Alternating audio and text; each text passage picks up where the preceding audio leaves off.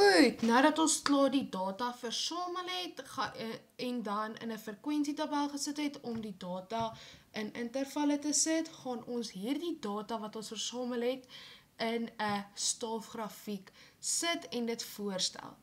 Nou vandag het ek vir ons hierdie program gekry, MetaChart. Dit is baie eenvoudig om hierdie stofgrafiek se inligting voor te stel.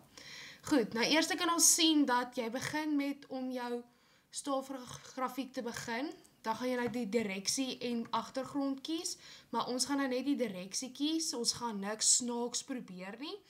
So jy kan of 'n horisontale stofgrafiek kies of 'n vertikaal. Ons verkies maar gewoonlik vertikaal omdat dit eenvoudiger is om te lees vir ons. En dan die stofgrafiek se tipe, gaan ons dit 3D maak of normaal? Kom ons vat hom sommer as 3D. Dan verder kan ons nou die data insit wat ons op ons stofgrafiek wil hê. Goed, nou ons gaan eers begin met die nommer van items. Ons het 5 items, omdat ons sê die data is, wat die punte is van 0 tot 10, 11 tot 20, 21 tot 30, 31 tot 40 en 41 tot 50. So dit gee vir ons 5. Dan begin ons met 5 en dan sal ons sien hierso waar hy vir ons sê wat se series details, gaan dit vir ons wys dat dit op die x-as gesit word. So hier gaan ons sê dan die punt uit 50 uit en daar gaan, dan kan ons nou hier kyk, ons skaal gaan ons 1 maak, dat hy vir ons kan sê dis 1 op die y-as, hoeveel toetse dit gaan wees, is dit 1 toetse, 2 toetse, 3 tot 15 toetse. Goed, en dan kyk ons na die volgende. Nou gaan ons die besonderhede invul wat op die x-as moet voorkom. So ons gaan begin eerstens met 0 tot 10 en dan sy waarde wat ons gekry het by die frekwensietabel is dan nou 1. Dan die tweede interval is dan nou 11 tot 20 en sy frekwensie wat ons gekry het is 2.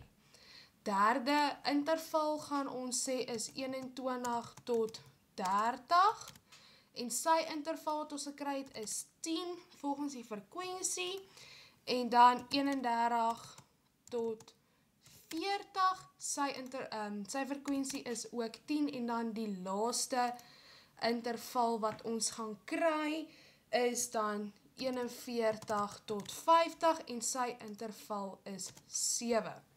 Goed, nou dat ons al ons inligting ingesit het om so ver as moontlik ons stofgrafiek te ontwerp, gaan ons na die volgende een toe. Hierso gaan ons nou sien is die titel. Die titel wat ons gaan gebruik is die graad 11B leerders, graad 11B se 15 leerders, se eerste, se 2 klastoetse, die eerste kwartaal en die eerste kwartaal wat uit 50 getel het.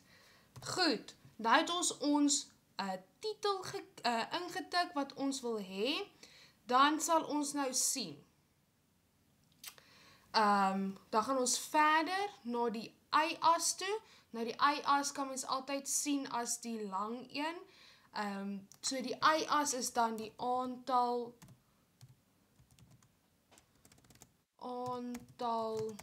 toetse wat ons dan net so gaan los en ons gaan niks verander hier by die titel en die y-as of die besonderhede nie. Ons gaan alles net so los en dan gaan ons kyk om ons stofgrafiek voor te stel. Nou dit is wanneer ons dit 3D gekies het. So nou kan ons hierso sien dat daar is 1 toets wat 0 tot 10 is. Dan is daar 2 toetse wat tussen 11 en 20 is. dan is daar 10 toetse wat tussen 21 en 30 is, en dan ook 10 toetse tussen 31 en dan 7 toetse wat tussen 41 en 50 is. En dan is dit al. En jy sal ook sien dat jou titel daarbo is, en jou y-as se naam en jou x-as.